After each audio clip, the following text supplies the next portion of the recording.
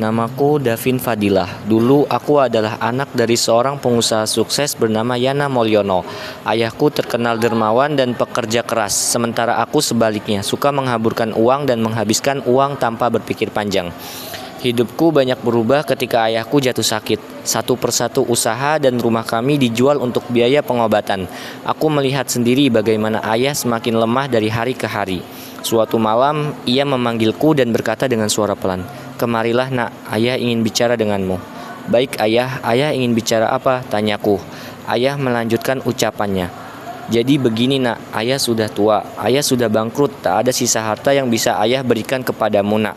Ayah ingin kau mencoba buka usaha seperti ayah dulu dengan semangat yang tinggi dan tekad yang kuat." "Ya ayah, aku akan menuruti perkataan ayah," jawabku. Setelah ayah berbicara seperti itu, tidak lama ayah berpulang. Sebulan setelah kepergian ayah, aku mencari ibu untuk mengajaknya makan, tetapi aku tidak menemuinya di kamar. Aku mencarinya ke sekitaran rumah. Aku berteriak panik, ibu di mana? Apa ibu ada dalam kamar mandi?" Saat aku mencari ibu di kamar mandi, aku menemukannya dengan keadaan sudah tergeletak di lantai kamar mandi. Saat itu juga aku memanggil ambulan dan membawanya ke rumah sakit. Sampainya di rumah sakit, ibu dinyatakan sudah tidak bernyawa oleh dokter. "Nak, mohon maaf, kami sudah berusaha semaksimal mungkin, tetapi nyawa ibumu sudah tidak bisa tertolong," kata dokter tersebut dengan lirih. Ketika mendengar dokter berbicara seperti itu, hatiku terasa hancur, seakan dunia berhenti berputar. Setelah kepergian kedua orang tuaku, tekadku untuk menjadi sukses sangat kuat. Hari-hariku terasa kosong, tak ada rumah megah, tak ada mobil, tak ada teman-teman yang dulu menemaniku bersenang-senang.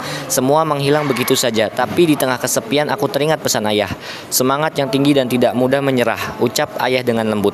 Aku mulai bekerja, awalnya menjadi pelayan di restoran kecil. Gajinya pas-pasan, tapi aku belajar banyak hal tentang disiplin, kesabaran, dan tanggung jawab. Aku belajar bahwa uang tidak datang dari kewajiban, tapi dari keringat dan kejujuran.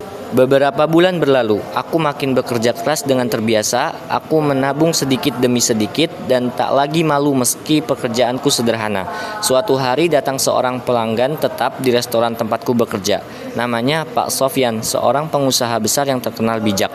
Pak Sofyan memperhatikanku caraku melayani pelanggan dengan sopan dan sigap. "Kau bekerja dengan hati nak," katanya. "Apakah kau ingin belajar lebih banyak tentang bisnis?" tanya Pak Sofyan. Aku mengangguk tanpa ragu. Sejak hari itu, Pak Sofyan menjadi mentorku. Ia mengajariku bagaimana cara mengelola keuangan, melayani pelanggan, dan yang paling penting bagaimana cara tetap jujur walau kesempatan curang terbuka lebar. Dengan semangat dan kerja keras, aku membuka usaha kecil menjual makanan rumahan. Awalnya sepi, tapi aku terus berusaha. Aku bangun pagi-pagi, berbelanja bahan segar, memasak sendiri, dan mengantar pesanan ke pelanggan. Lama-kelamaan, usahaku mulai dikenal orang. Banyak yang bilang masakanku enak dan pelayanannya ramah. "Wah, masakanmu enak sekali," seru salah satu pelanggan. Aku tersenyum setiap kali mendengar pujian itu. Dalam hati aku tahu, ini semua berkat pesan ayah yang selalu aku pegang teguh dan doaku kepada Allah. Beberapa tahun kemudian, aku berhasil membuka restoran sendiri. Restoran yang dulu hanya mimpi, kini berdiri di tengah kota bernama Cahaya Yana. Untuk mengenang ayahku, di dinding utama restoran tergantung sebuah kalimat yang selalu kuingat sejak kecil. Semangat yang tinggi dan tidak mudah menyerah. Sebuah motivasi yang selalu kuingat. Setiap pagi sebelum membuka restoran, aku selalu menatap ke atas, seakan kedua orang tuaku melihat kesuksesanku di atas sana. Aku berbisik pelan, "Ayah, aku sedang berusaha. Semoga aku benar-benar tidak mudah menyerah." Kini aku benar-benar mengerti arti semangat yang tinggi, kerja keras, kejujuran, dan ketulusan. Tapi di atas semua itu, aku juga belajar satu hal penting, yaitu tidak ada keberhasilan tanpa izin Allah. Aku berucap terima kasih ya Tuhan, karena telah menuntunku melewati gelap menuju terang.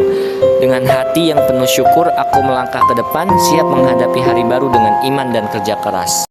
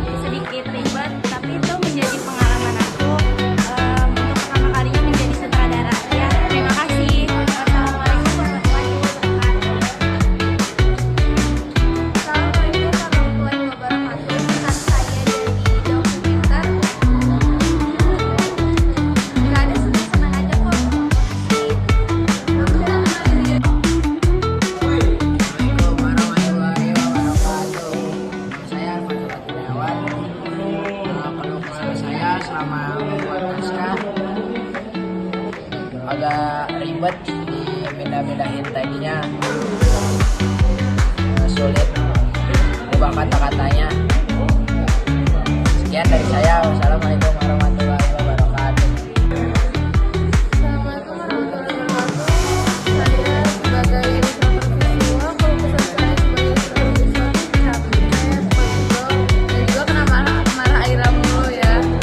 Jadi sekarang assalamualaikum warahmatullahi wabarakatuh.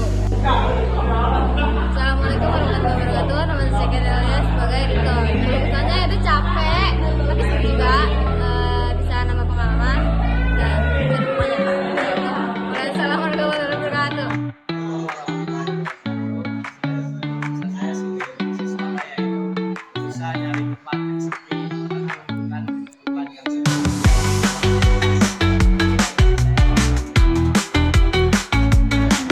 Assalamualaikum warahmatullahi wabarakatuh.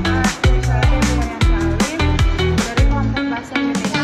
Saya sebagai kameramen. Menurut saya menjadi kameramen cukup sulit karena harus punya memori yang besar, internal yang gede, itu menghabiskan baterai karena terlalu tinggi untuk video dokumentasinya. Itu aja sih. Assalamualaikum warahmatullahi wabarakatuh.